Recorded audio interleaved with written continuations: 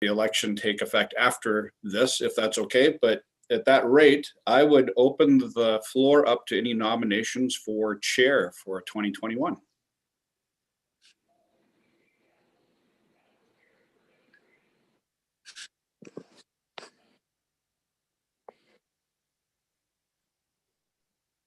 Don't all speak at once. I'm going to appoint somebody if somebody doesn't speak up.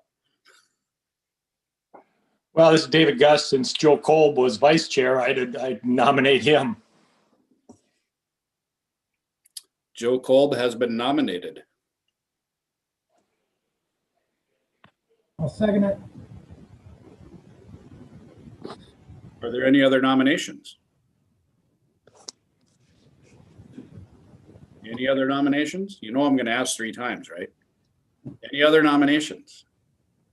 Seeing none, we will close nominations, and I would accept the unanimous, how do you say that again? A unanimous vote to, it's not called a vote though. You're asking for, Mr. Chair, you're asking for a motion for unanimous consent? That's what I'm looking for. I'd I'd make accept that the motion. for unanimous consent. So move. Are you looking for a second, or did somebody make the I think motion? April and Lana both had something there, so. Yeah, I'll second April. Okay. It's been moved and seconded to elect Joe Kolb unanimously as our chair. Congratulations. Joe, do you want to take over? No, you can finish up today. I have no problem with that. Thank you, everyone. Then we'll open up nominations for vice chair. Yeah, question is, who's interested? I mean, Eric, do you have interest?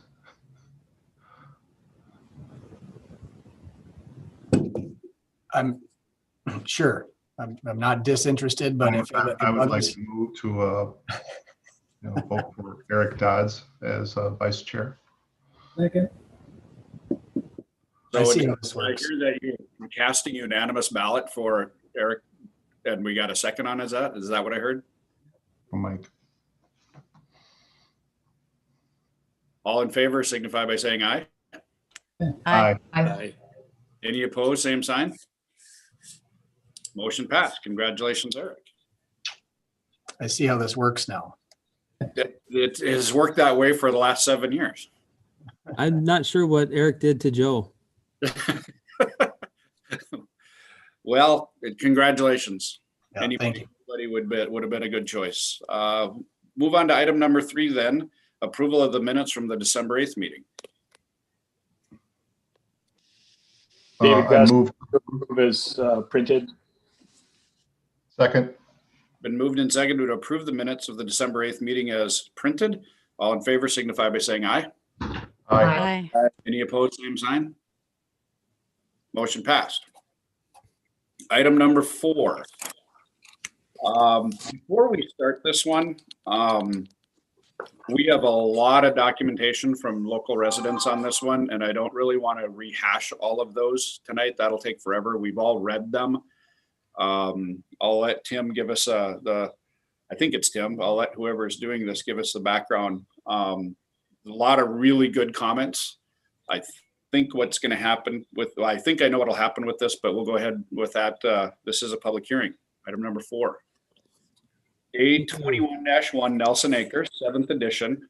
It's a replat and rezoning from RR, which is rural estate district, to R2, which is limited multiple dwellings of all of Lot 2, Block 1 of Nelson's first edition, which is 4522 Cheyenne Street, City of West Fargo, North Dakota. Is it just fines or is it finis? I'm not sure. I'm sorry.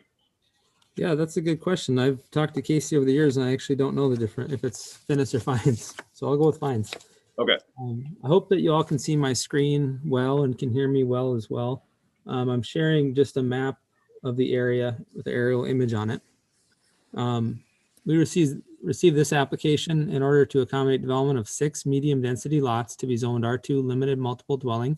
I have included the district standards of the R2 district, both to the Planning Commission this evening and also to the neighboring property owners when we sent out notification. The applicant is proposing access to 47th Avenue West and Cheyenne Street through an access easement that would also provide city utilities. The access onto Cheyenne Street would require both Planning Commission and City Commission approval. In regards to compatibility from a zoning standpoint, I don't think that we could find much more suitable transition from lower density residential as it approaches an arterial roadway. However, the development pattern in this area of town is unique in that it has been rural in nature without public utilities for some time. The density here is so low that any increase to density appears incompatible. West Fargo 2.0, our recent comprehensive plan, recognized this and essentially removed future land use planning from the area in favor of allowing the public process, review, and discernment to determine any redevelopment. Unless a greater area plan is completed in the future, it appears from the public comment provided that the neighborhood would only be accepting of planned unit development method of redevelopment applications, as you can see in the public comment that we received. And that's okay sometimes. It's not always fun to deal with, sometimes kind of complicated. What we found in past applications where our previous land use plan denoted areas like this for future development of medium density, the neighborhood really pushed against that, and it left the developers in a situation where they really didn't know what they could or couldn't do with the property. So sometimes it's better to leave it as it is. And so that's what West Fargo 2.0 did. It really left those properties as they are and forces us to go through sort of this painful process from time to time when somebody wants to redevelop their property. Property owners within 150 feet were notified as per our city ordinance, as well as applicable agencies and departments. City engineer addressed concerns as noted in the staff report that were later concurred by with the city's review committee. This essentially leaves three options for the property. Of course, the first one is to not develop the site, to leave it as single lot rural residential development. The second is to treat the area sort of like an island unto itself and provide retention and storm facilities on site, create the connections to city infrastructure through looping of city water and city sanitary. The third is to provide an area plan of Nelson Acres that could be reviewed by the city to provide the required infrastructure efficiently to this site and not negatively impact the rest of the development of Nelson Acres. That requires a lot of planning. It's not something you would do a piecemeal development of. It doesn't appear that the neighborhood is really accepting of that at this time. So really, to us, is probably two options that this applicant's going to have to think about, and that's how they service the site, maybe as an island, or not developing at all until they can get that wider area plan done. We had a number of property owners provide comment on the application. I did include two of those, and those were submitted for the record and included in the packet. Unfortunately, I received a number of emails after the packet was sent out, so I'm going to have to just list those here.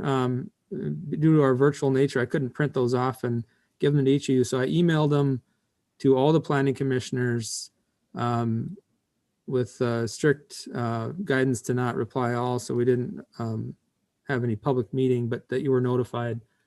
Just for the record, I'm going to state we received them from these people that you see on your screen: Bob and Cindy Jerva, Brian Hagan, Dan and Andrea Duffner, Dwayne and Cheryl Pressler, Elton and Mary Tufty, George and Don New, Greg and Margaret Asham, Jeff and Chris Thompson, Jeremy Peter, John and Karen Tasseva, John Knorr, Jonathan Barrett, Judd and Sarah Frith, Matt Sterlickson, Patrick and Tony Sorensen, Rita and Randy Rott, Tony Randall, and William Fugate. We feel the application here provides for a mix of residential housing for the neighborhood, and in a section that is otherwise completely developed with large lot rural residential, and therefore the application would be strongly supported by the comprehensive plan to provide a mix of housing types in this section.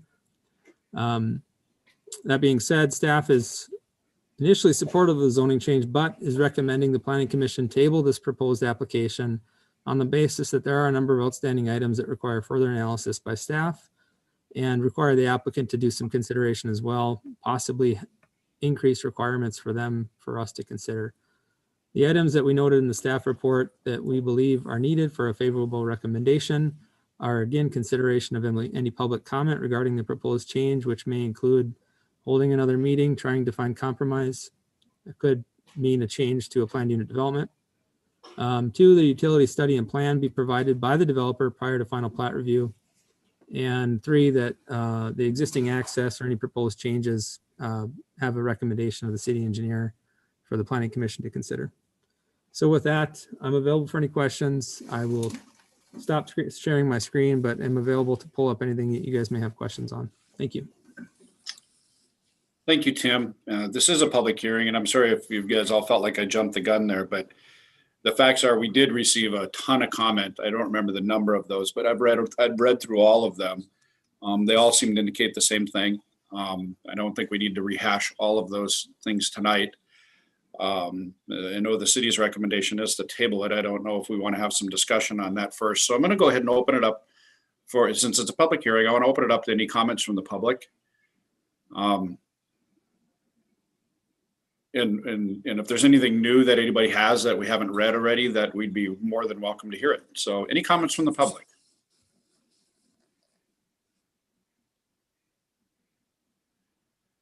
Any comments from the public? Is there any hands raised?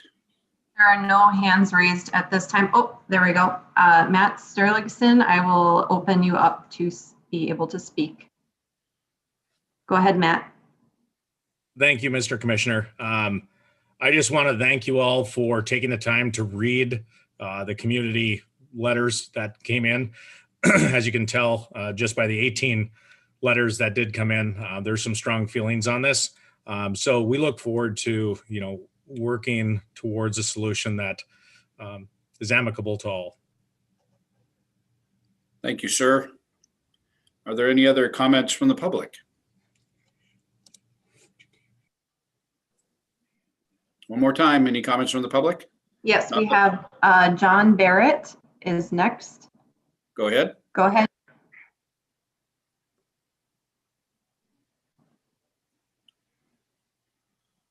If you're speaking, you are muted, John. I don't know if that's on. There you go. Yeah, can you hear me now? Perfect. Yep. Thank you, Mr. Commissioner, and thank you to the commission here. I just wanted to echo what Matt said. So I live at 4402 South River Estates Way, so directly east of the property. And I think from my standpoint, I'm not going to rehash a lot of my concerns or comments, but just simply to say I recently moved back to Fargo, or to West Fargo in the North Dakota area. And for me, at least, one of the major driving components was the nature of this environment. And so I think I asked the commission, I absolutely agree we can be flexible and find the right way to move forward for development and improvement. But I also asked that we also maintain the character of the neighborhoods that attracted myself as well as so many other residents. Thank you, John. Any other comments from the public? Nate, you are now open to speak. Perfect. Thank you. Nate Volmuth with Goldmark. Thank you, commissioners, and Tom. Thanks for your work over the years. I think the one thing I want to talk about, and it's going to be, I know we knew going into this was going to be a contentious plat and rezone. We had a neighborhood meeting probably a year ago now where we proposed to do a retail strip mall and a convenience store. We did not send that into the city, but we had a kind of an upfront neighborhood meeting just to kind of get the neighborhood's thoughts on it. Much like tonight, there was opposition, which we knew there would be, but there was talk from the neighbors that, they didn't want an apartment building, they didn't want a convenience, they didn't want a retail. The one option that did come up was a form of residential that wasn't a multi-story apartment building. So myself and the owner believe this was a compromise. It might not be to the level that the neighbors are comfortable with. However, I do think it is. I do feel it is a development that we can get to fit in to that piece of land. The land looks like from the aerial, it does look like a small sliver of property, but there is quite a bit of dimension to it. If you are actually on the property, the fact that it's over 1,000 feet long kind of skews how it looks, but there definitely is room for development there. I think our goal is to hear from the neighbors, take into account their feelings and suggestions, and try to come to a resolution if it is what we are proposing now, or if it is something slightly different. We definitely know that it is a kind of a hot button item with the neighborhood. And so we fully understand that there is going to be a little give and take going into what ultimately happens on this piece of property. So.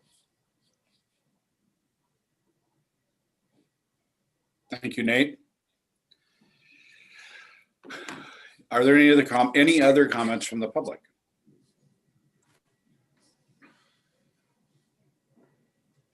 Going once, going twice. We do not have any more raised hands. All right. Seeing none, we'll close that portion of the hearing. Commissioners.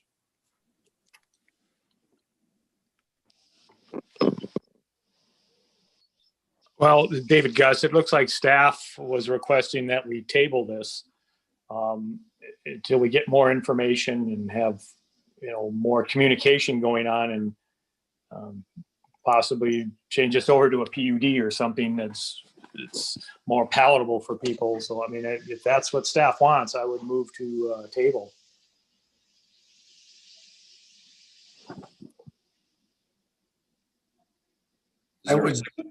This is Eric. I would second that. I might have a little bit of discussion after the second, though. We could have some discussion.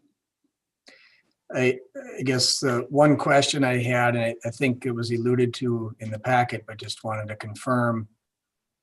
This roadway, Cheyenne Street, is scheduled to be widened south of 40th at some point. And I guess the engineer in me is looking at the site plan and looking at the proximity of the road to the Cheyenne River. If there's any widening that occurs, I would assume that the widening would move west because of proximity to the river and slope stability and all those other engineering things. So I guess Dustin, from your standpoint, or Tim, from your standpoint,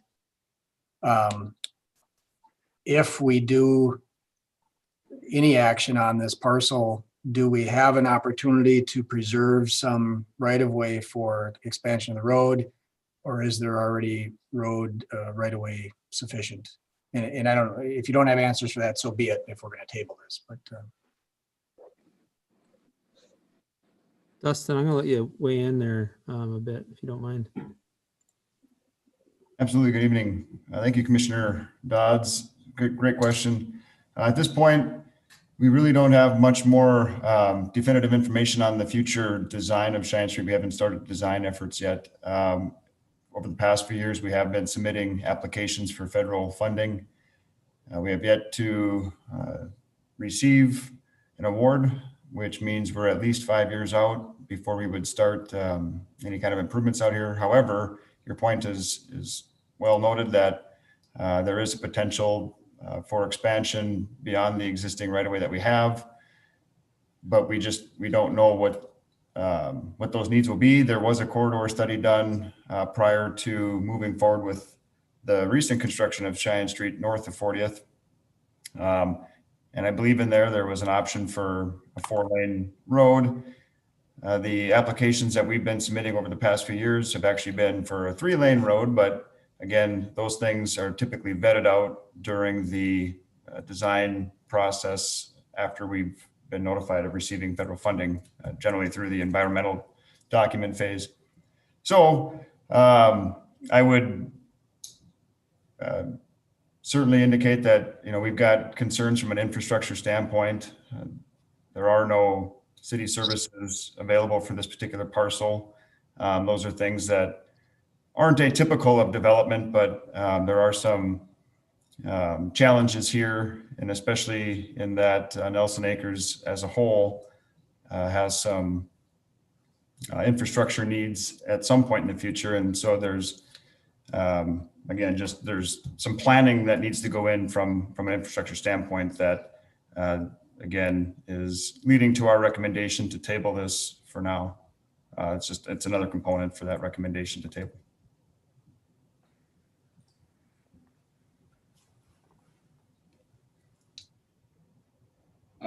Is there any other discussion? We can vote if we. Chairman McDougall? Yes, ma'am. If You I know, could as use that term anymore. as I looked at this, I recognize that it is a very large lot, but it's not terribly inconsistent with the adjacent properties. It's similarly sized with the exception of the, I guess what I'd call a remnant there that would be hard to separate and fit the character of the existing neighborhood. I struggled to think of how this wouldn't be considered a spot zoning since we're zoning a single lot within the area, or asked to rezone a single lot into multiple lots. And I would be a lot more comfortable if there was an area plan, like, you know, a more detailed area plan here locally on what the community would like to see this area redevelop into in the future. So I just wanted to throw that thought out there. Thank you. If the chair would like a response from staff, I'm available. We're out of my norm right now anyway, so go ahead. Yeah, just in regards to the spot zoning, I'll have John weigh in if he feels needed. In terms of compatibility and character of a medium density development, I don't feel our zoning would treat it as spot zoning. If this were commercial in nature and it were or industrial, then I think it would. But the compatibility of a medium density to a low density residential development, I think we would meet that test of not being spot zoning. I do think, though, you may have a point in that this is very rural in character, and the medium density typical development may look and feel and smell like spot zoning to any given judge. Who knows? So.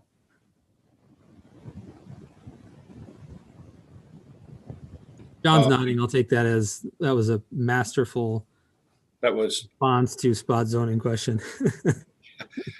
Well, my concern is very similar to Commissioner Walker's in that, you know, and I think this is part of what Tim's recommendation or staff's recommendation was, in that, you know, to do that project, you know, if I could sum up what I read from the neighbors and sum up what I think I understand from Mr. Solberg, I think one of the concerns the neighbors have isn't necessarily the concept, but a pure R2 has a lot of other features to it that are a lot of allowed uses in it that wouldn't necessarily be compatible with what the neighborhood feels like should be there.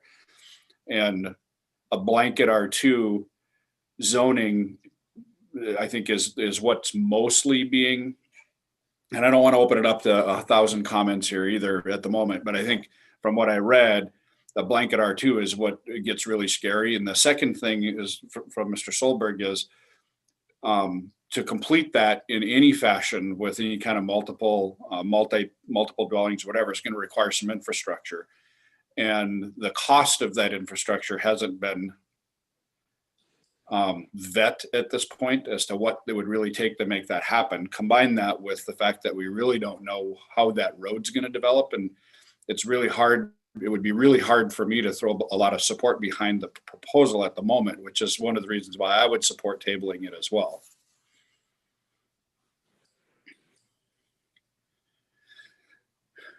So there is a motion on it. It's been moved and seconded to table this until a future date when we have more details that we can work with. All in favor of that motion signify by saying aye, please. Aye. Aye. Any opposed, same sign. Motion passed. Motion to table passed. Mr. Chair. Sorry, Chair. Yes. Did you close the public hearing? I just wanted to express my concern about this kind of thing happening in the future, especially north of West Fargo with a possible future diversion out there. I think there needs to be more involvement from the city of West Fargo in the planning out in the country, like along County 17 towards Harwood to avoid this kind of thing in the future. I mean, just recently on the Cass County planning, we allowed a variance to allow building in a floodplain, and it's going to be another large parcel of land that has no business being built there in a flood area, and West Fargo didn't have an opinion on that. And it's not the planning staff's job to do this, but I think it is the West Fargo government, the commission, to say we need to be looking out into the future and having more input on these things that are happening out in the county that are within our EP to avoid this kind of stuff in the future. Noted. Tim, did you ask me if I closed the public hearing? Yeah.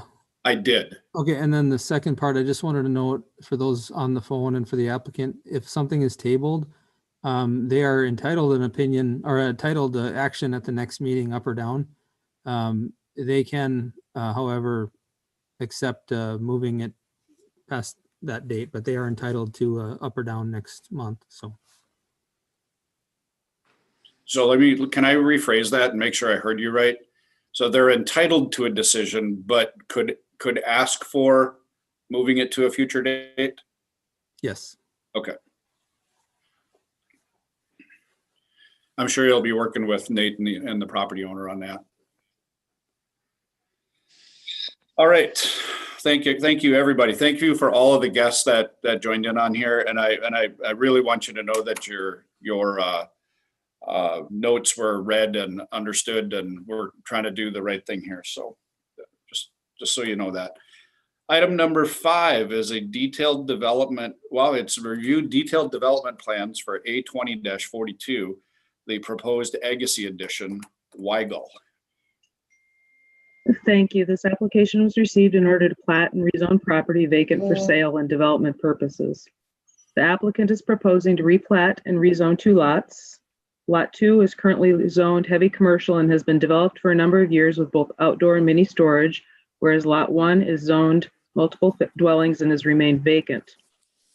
At the December 8th meeting, the Planning and Zoning Commission recommended revising the application to planned unit development and to approve the proposal in concept on the basis that is consistent with city plans and ordinances with conditions of approval which would need to be satisfied prior to review of the detailed development plans and future consideration by the City Commission. One of the conditions was that the developer schedule a meeting with area property owners. On December 16th, the developer met with area property owners at the proposed site. They have submitted a revised plat, including a 30-foot landscape buffer easement, proposed district standards, design guidelines, and an exhibit showing an aerial photo with a landscaping buffer. This information was forwarded on to property owners within 150 feet, and no comments have been received to date regarding the updated information.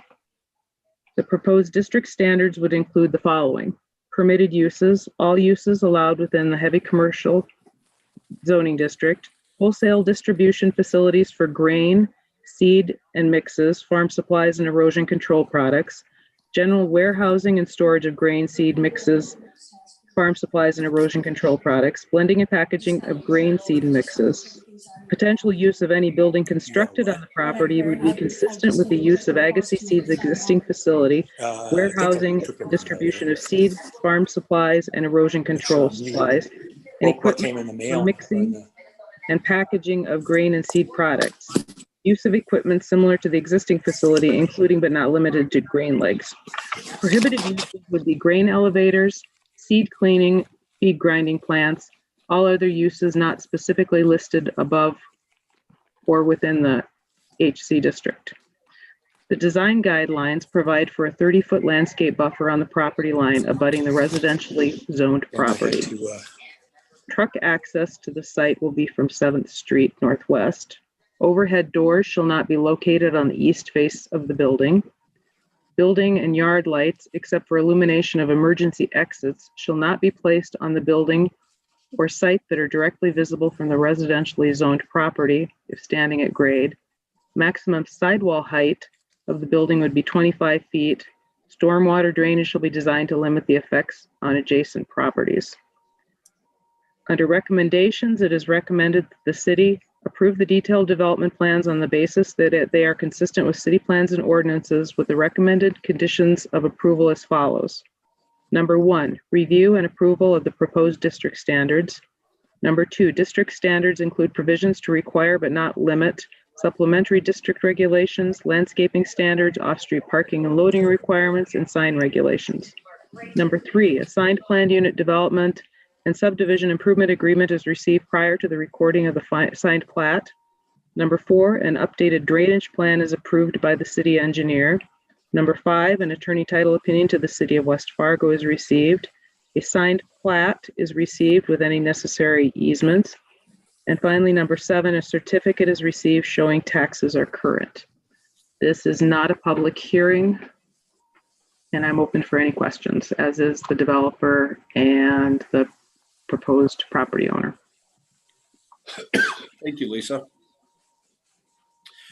Well, it's not a public hearing.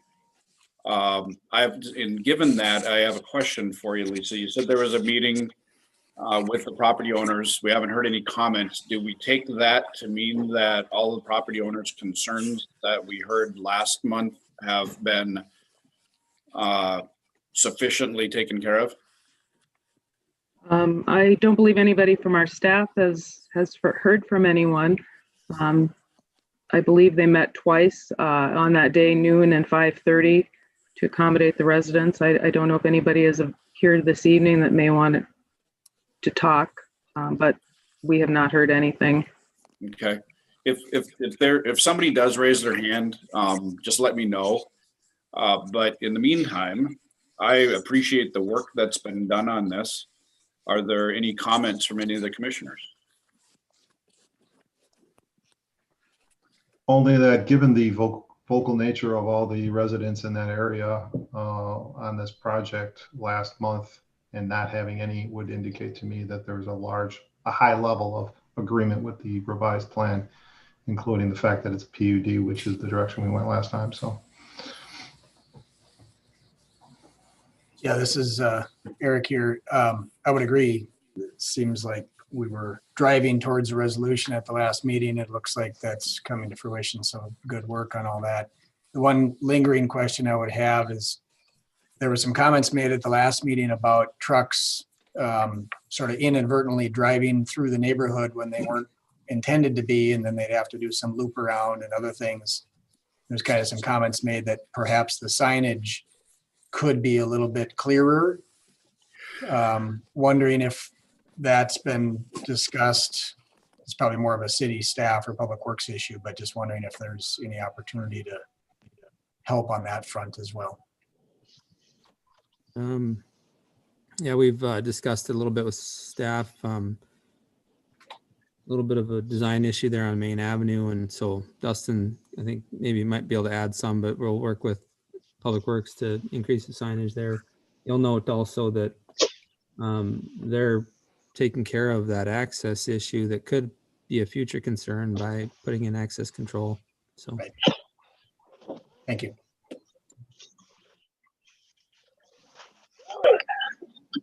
Mr. Chair, there is one member of the public with their hand raised.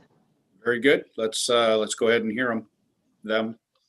Nate, you are open to speak. Thank you, Commission. Yeah, I just wanted to comment on it very briefly. We did hold 2 meetings, and we had half a dozen or so residents come, some in support and some in not. But we did work through some of the design issues, and I think we found a nice middle ground. The one thing I wanted to bring up was they did have concern with the signage. That isn't part of our PUD or design guidelines, because it's it's a bigger issue than just this site. But I did want to make sure to make it known that their hopes would be that signage could be addressed somehow on 7th Street, so to try to reduce some of the truck traffic from making wrong turns and going up that street and having to kind of back down it. So. Thank you, Nate. Any other comments?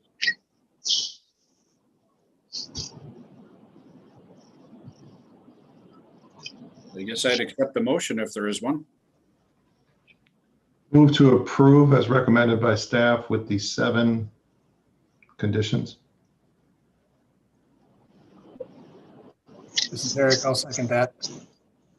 It's been moved and seconded to approve the application as amended, I guess, and with the 7 conditions from staff.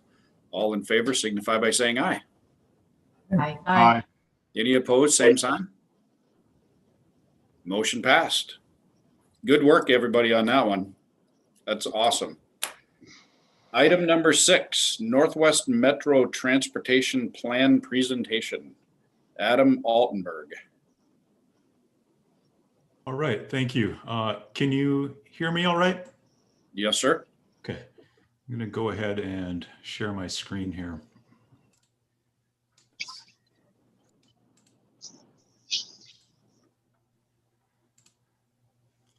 All right, do you see that all right? I do, yep. Okay. Well, thank you for your time tonight. My name is Adam Altenberg, and I'm with the Fargo-Moorhead Metropolitan Council of Governments.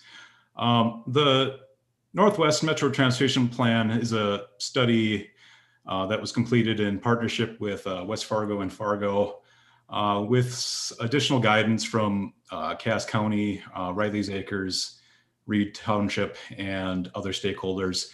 And at its core, it's intended to be a guidebook to get ahead of some of the growth pressures we're beginning to see in the area.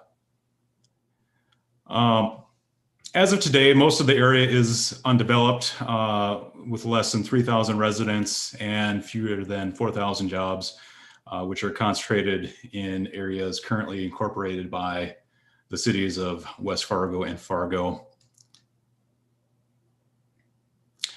So there were 3 steps that were part of our technical process for this project. The first was developing and refining land use or better land intensity and assumptions to better understand what types of development might occur in the sub-area, both short and long term. Next, we analyzed what transportation improvements would be needed to accommodate this land use. And then finally, we discussed and analyzed a few different transportation scenarios, mostly so that our different study partners could be in agreement about improvements to start planning for. So starting with land intensity concepts. This here is the proposed land use plan or team developed with blue for industrial, red for commercial, and then yellow, orange, and brown representing the different intensities of residential and mixed residential and commercial developments. And we use this to highlight a couple of key locations within the sub-area. First, in the northeast, we have a lot of short-term industrial growth that's expected along 40th Avenue North in Fargo, which puts focus on short-term needs along the corridor here. Moving to the southwest, we have an existing rail line that bisects the sub-area at an angle. And for this area, our team looked at integrating a diagonal road that complements the existing rail line, but also accommodates potential industrial land use. This also helps to keep traffic off of 45th Street near Riley's Acres, so that future traffic impacts are kept to a minimum near that city. Transitioning here, we start to see some higher land use intensities. These are areas identified in the comprehensive plan for West Fargo as future growth nodes as the city builds out and as the current lagoons are decommissioned. And then finally, here's the Raymond interchange at 38th Street with good access and connectivity to some dense commercial land use. So we also wanted to translate these different land use intensities into usable growth scenarios in terms of population and employment. Knowing the challenges that come from special assessments and land consumption rates, our team decided to look at some of the denser neighborhoods in the metro area. so that we can have some more, what you could say, complementary land uses that come back through the transportation process. So this is just one example highlighted here for what we've identified as low intensity, which uses real examples from both West Fargo and Fargo that our study team envisioned for the future of the sub area. And I'll note that the projected full build comes out to about 57 new residents and 90,000 additional jobs. So next we have the transportation system assessment. And with the land use plan we developed, we translated what that would mean in terms of traffic over the next few decades. So you can see some of these purple, red, and orange roadways signifying some pretty high traffic numbers, higher than what you'd find in the metro area currently. Of course, this isn't likely going to happen in the short term, but likely looking at a 50+ year time frame. The traffic operations model here starts to help us refine how many lanes of capacity we need and what kinds of traffic control methods would be good to use. It was found that we could keep most of the north-south corridors to 2 or 4 lanes. And by doing that, we're better able to implement potential roundabouts, which allow for better operations and safer conditions. And then finally, our roadway infrastructure model looked at what this will all cost and what the overall investment for roads and utilities will be.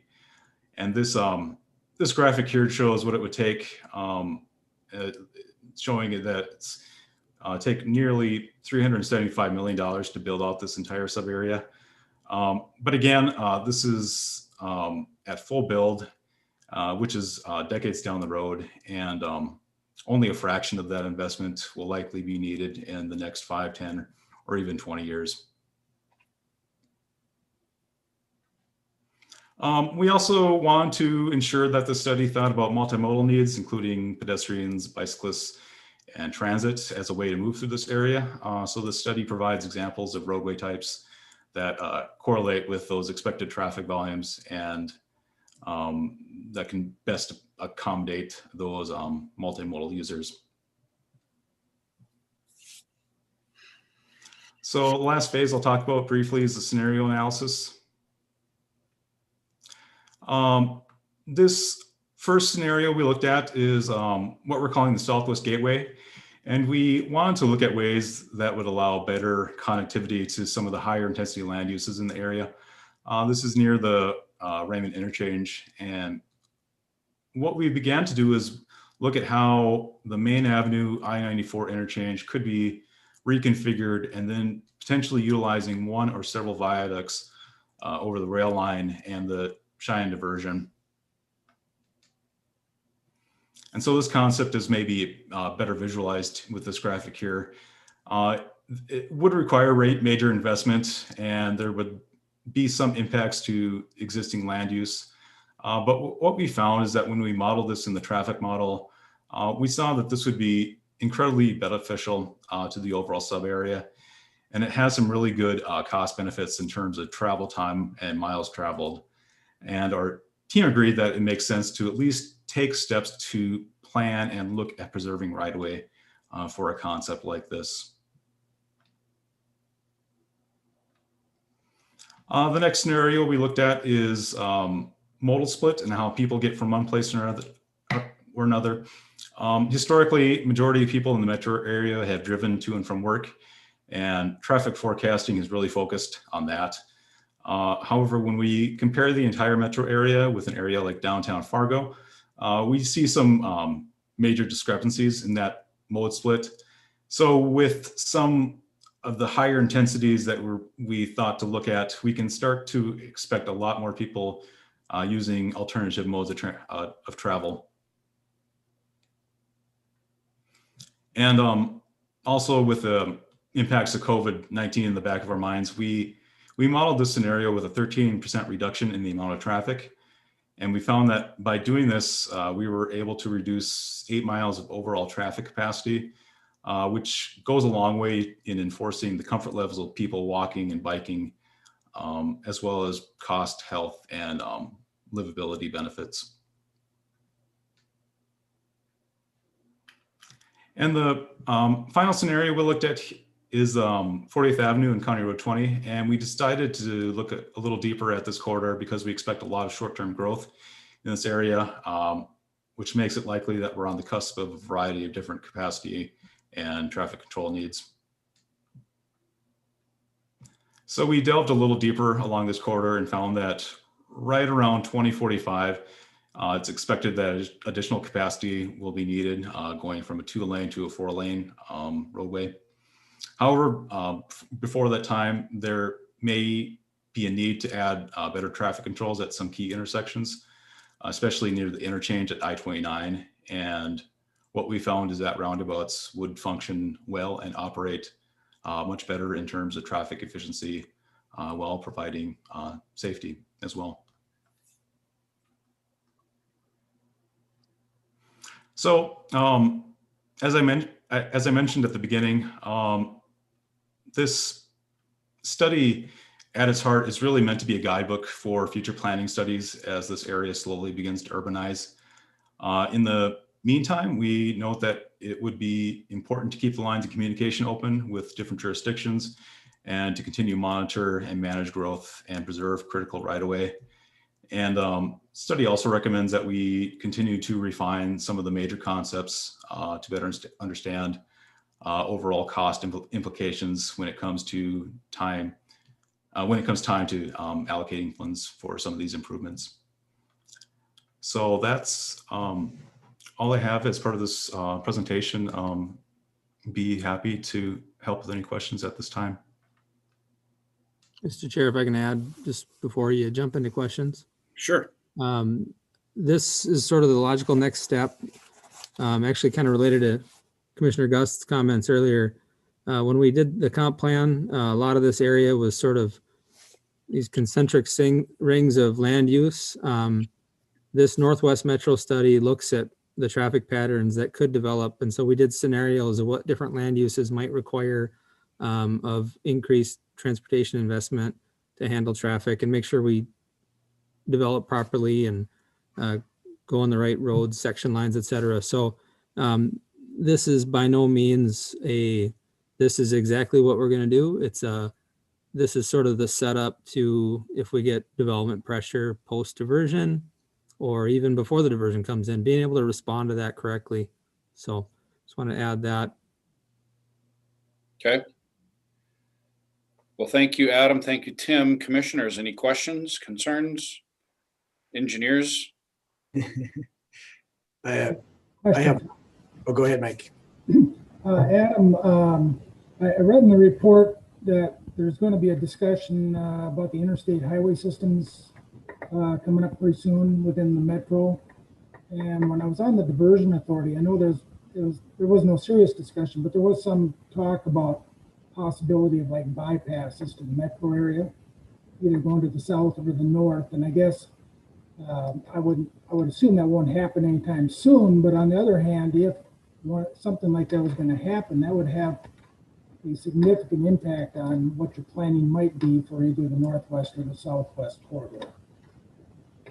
And so I guess my question is that something that will be taken into consideration as you advance this plan forward going down the road? Thank you for your question. You're correct. The Metropolitan Council of Governments will be undertaking an interstate operations analysis study here later this year, and that will look at potential improvements to county and state facilities, including a potential bypass or ring routes around the metro area. What it's thought is that we will likely be revisiting this study possibly every 6 to 12 months. So I think once we have a better understanding what some of the recommendations might come about from this interstate operations analysis, we might apply that to this Northwest Metro Transportation Plan as we move forward. Does that answer your question? Mike, there's a consultants reviewing I think there's an RFP out for the interstate operations study. My stance on a bypass has been, I'm only interested in it if it's a DOT project, and if the DOT determines that we have a congestion issue on the interstate. Otherwise, bypassing people outside of our community is not in our best interest. So I've been strongly opposed to studying it within our own studies, spending our own money to study that. I think it's an interstate issue. I also highly recognize that the amount of money available in the urban road fund seems to get smaller and smaller, and we have more projects that we need to do internally. So using any of those urban road funds for a bypass around our communities, to me, just doesn't make a lot of sense. So I did push back a little bit on doing that in this study. I'm not against seeing it in the interstate operations study, just didn't want to see it in our Northwest Metro Transportation Plan. But certainly recognized it and know that there's an opportunity outside of the diversion or inside of the diversion to do something like that. Yeah, and I think the discussion, at least the talk, and again, it was just talk, it wasn't anything formal, was probably to the west of the diversion. And as you know, the diversion had to acquire quite a bit of land, for the channel and the spoil banks. And the discussion was, well, perhaps a road system could be put in that would be congruent to, the land they've acquired and stuff like that to utilize it. Obviously, that would be better for like West Fargo if it was on the outside instead of the inside, because that does kind of change a lot of things within our long range plan then. But I just want to make sure it's something that's considered so we don't, implement a plan and get build out and get building going, and all of a sudden real monkey wrench is thrown into the plan. And of course, that's a long time before the plan is, realized. So of course, things go pretty fast sometimes. And who knows with, Congress been talking about a lot of things, but they've been talking about the infrastructure, putting money into infrastructure nationally. So who knows what will come, if anything. So I'm just glad you guys are considering it. Thanks.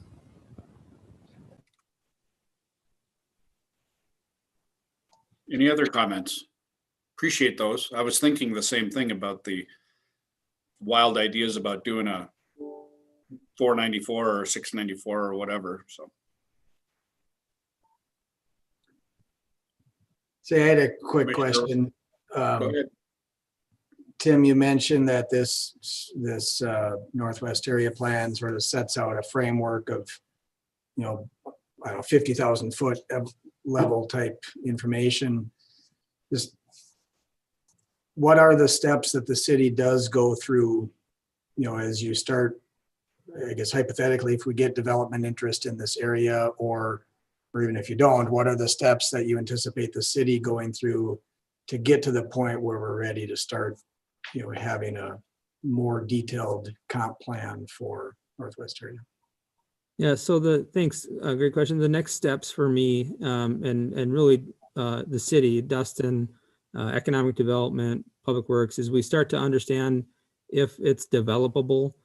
So if it becomes flood protected, which we can foresee in the future now, then we start to develop, what's going to take to provide infrastructure to this area. What's that investment? And then we start to look at what are the land uses that could support that. We want to have a sustainable city that can support that sort of investment. We don't want to just have it wide open so that any developer can come in, propose 400 lot residential subdivision that we know isn't going to offset the cost to provide that infrastructure. We want to have a greater plan. So today, if we get a development proposal and it's small scale, the comp plan really pushes against that. We call that the deferred development map, right, Commissioner Thorstead? That was one of his pushes is, hey, well, this is still developable, but we're not ready to develop that. We need to have greater studies. So, application comes in today, we say you're not ready. But if we have a greater application and a developer who's willing to do a larger area plan, take the city and work with the city to do that, then we might have something to talk about. And that's where we look at a plan like this and the potential scenarios of where the main roads go to help guide us in that.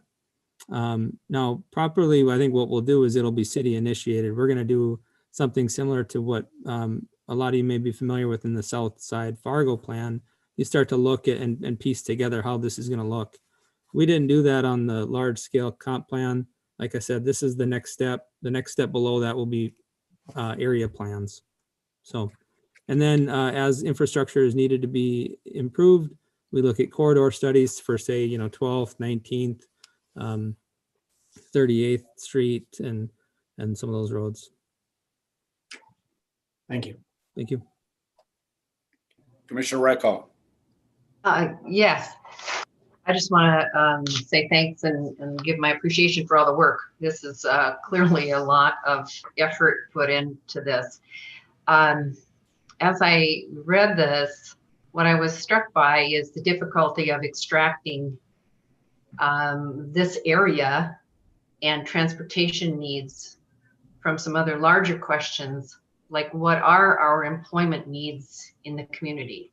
For example, if this area is not anticipated to get a lot more population, residents living there, and yet a huge increase in employment, where are those people going to live and where are they coming from?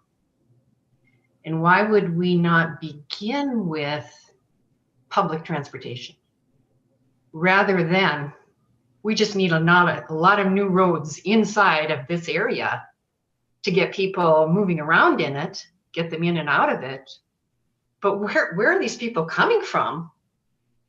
And if we're looking 50 years down the road, we ought to be putting public transportation front and center, it seems to me. And then from there say, okay, what vehicular traffic do we also need to accommodate? What other modals of transportation do we need to accommodate? So I'm just disappointed that public transportation isn't at the center of this. It's kind of like at the end. I think there's 2 pages way at the end saying, we could have some buses coming into this area. So I wonder if you could address why public transportation isn't given front center to this plan. Adam's going to probably have a good response to this related to the transportation bills that we have. So I'll let him start. Well, no, thank you for that question. I will note that I think this plan really took strides to integrate multimodal transportation aspects more so than some of our other plans, and that came about by the number of roadways that we could actually keep to a minimum of 2 to 4 lanes rather than having larger 6-lane facilities. The best answer I can give at this point, public transportation is expensive, and it's really hard to develop a fully built out public transportation system without the density required to support that. So once you get the density to support public transit systems, that's when you can begin to incorporate them. But when you have such small developments and low intensities in the beginning, it's hard to justify that fiscally. I don't know if that fully answers your question or comment, but I'm going to add, if I can, again, this is sort of an overall next step from the comp plan. You'll note in our scenarios that we put out there, we did some big density. This is like adding a new town. And we said, we're not going to add piece by piece rural residential subdivisions like we've had happen in traditional West Fargo development, which was what David Gus was, railing against earlier. It's true. We're not going to let that happen again. We're going to have sustainable development that we can actually support, because we want the tax base to support the investment. And so Adam's completely right. We need density to support public transportation. The way that this sort of plan is set up is we get a big amount of money supported by the federal government, and we have to follow certain requirements to do the plan. So some of your questions on the jobs and the housing, those are going to be on us to do separate of this study. This study is really more of a, how do we set up the sort of the spokes and the wheels of the transportation network? Now our job will be to keep this on the shelf and look at how we want our city to grow. And so some of the socioeconomic needs, some of the job needs, some of the social welfare needs, we're going to have to do those separate of this. This study is intended for transportation, and we're under DOT requirements for that Adam knows like the back of his hand, and has to be very careful when he coaches the consultants on what they can and can't do. They've finally started to open it up a little bit that we can start to look at land use more. And we did as much land use as we could in this plan. They're really supportive of multimodal, but if we don't have land use to support that multimodal network, it's sort of dreaming. So this is more to come, Dr. Echo. And I think that the more that you're bringing those issues up on this commission, the better. And as we look at development patterns in our green fields outside of town, we need to look at a holistic approach. And you really did a good job of kind of keeping our minds on that as we look at a larger transportation study.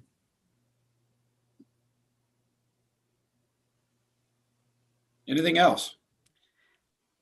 Commissioner, I was really pleased to see that the land use actually included a conservation district category. I think as a community that is, on the cusp of a multi-billion-dollar flood control project, whatever we can do interior to that project to protect the remainder floodplains, the remainder natural spaces is going to be very important going forward. And I would like to continue or encourage the continued consideration of those conservation districts as this moves forward. I know that it's a competing land use criteria to, for developers, they typically don't like to see those. It's more non-profitable space, if you will, in their eyes. But I think the natural and beneficial uses have to have a value placed on them going forward post-diversion.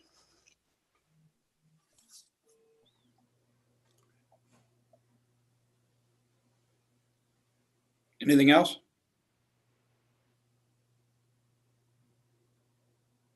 Is there anything for us to act on here, Tim? I'd like, if you could, if you have any concerns beyond what has been expressed, if you feel like we've not adequately taken those into account, what we'll do is pass the minutes. It won't be approved minutes, but it'll be sort of our notes on it to the city commission as Adam presents it to them as well. But if you have motions of edits or anything like that, or recommendations, add that. So I'd appreciate a motion to forward your recommendation of approval to the city commission, and with our notes that we're taking on the matter. Fair enough. Commissioner Recco. I'd just like to make the point that this is the kind of thing I would like to see this commission more involved with over a period of time. And I appreciate that, Tim, that you sent it out when you did, so we had some extra time to read it. But I really feel like, we did just come in right at the end. Mm-hmm. And if we're a planning and zoning commission, I really would like to see at least, checking in along the way about this is kind of how things are going. I see the date of September on the front of it. There have been some public hearings. I'm interested what happened to that virtual public meeting after this was done. So I feel like this really isn't an adequate amount of time for us to have worked with this. And again, we're not being asked to do anything beyond read and comment. I understand that, but I really feel like we ought to have a longer term role in this, and then it factors into the other things that we're talking about along the way. So this time, this is what happened, but I would just as soon not come in at the end of when something's done, that we have more chance along the way to have input or know what's happening. Adam, would you mind going over the website we had and the public hearings? So Dr. Recco has been on the board, probably not throughout the length of this study, so she may have missed a couple of those opportunities for those. Sure. Well, I think, when did I join? In like March? So when was this? It was, if this was discussed at some other meeting, and I've missed one meeting, I believe, so maybe it was No, we then. started about a year and a half, maybe 2 years ago, Adam. Okay, no, I wasn't on then, so. So we had our first round of public engagement last, the summer of 2019. So we had two separate meetings, one for Fargo residents and then one for West Fargo residents. With COVID, we for our second round of public engagement, we had a virtual meeting, and this was held in September, and basically it was a webinar based meeting, and we had a link to that to our website where people could take a look at that. So those were the two different opportunities that we had for people to come and take a look at the plan and comment. Yeah, I think a good point that Dr. Echo makes is we probably should give you some updates when we meet with them as a study review committee. Usually when we set out the scope of these meetings, we set up 4 to 6 of those. And what we should do in the future is give you guys a report from those study review committees so you can see where we're at. And then also kind of just bring it back to mind so you can go and check out the draft as it's going along, because it is kind of impossible to read 215 pages and digest it in 1 week. But we've been reviewing drafts over the past about 6 months or so, different drafts along the way that we could certainly share. So we'll do that in the future.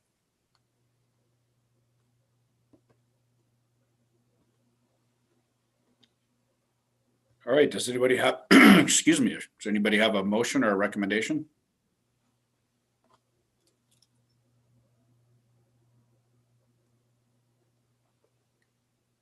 This is Joe. I move to forward this plan on to the City Commission with our comments and notes from this meeting. I'd second. All right, it's been moved and seconded to forward this report along with our comments and notes to the City Commission. All in favor signify by saying aye. Aye.